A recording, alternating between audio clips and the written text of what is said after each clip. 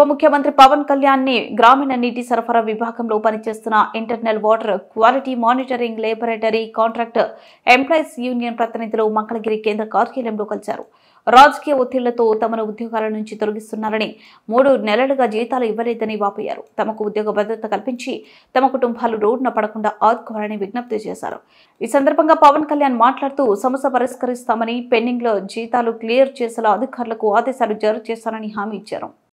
Department లో state మొత్తం మీద 118 ల్యాబొరేటరీలు ఉన్నాయి సార్. దీంట్లో 526 మంది పనిచేస్తున్నారు. ఒక్కొక్కళ్ళు దాదాపు 20 సంవత్సరాల నుంచి వర్క్ చేస్తారు. రీసెంట్ గా మన ఎలక్షన్ అయిపోయి మన గవర్నమెంట్ వచ్చిన తర్వాత ల్యాబ్లలో నుంచి కొంతమంది తొలగిస్తున్నారు. అది కొంచెం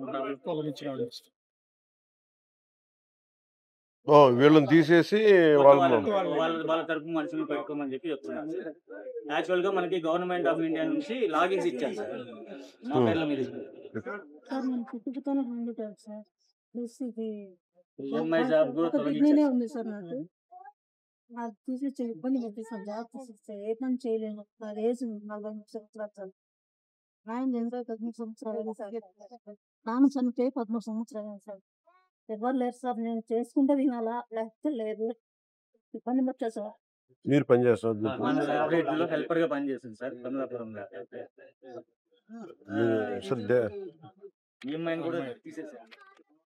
ఒకసారి నేను చెప్తాను, అది ఆర్డీ వెళ్తే మాట. సో నేను ఫాలోఅప్ చేస్తాను, మీరు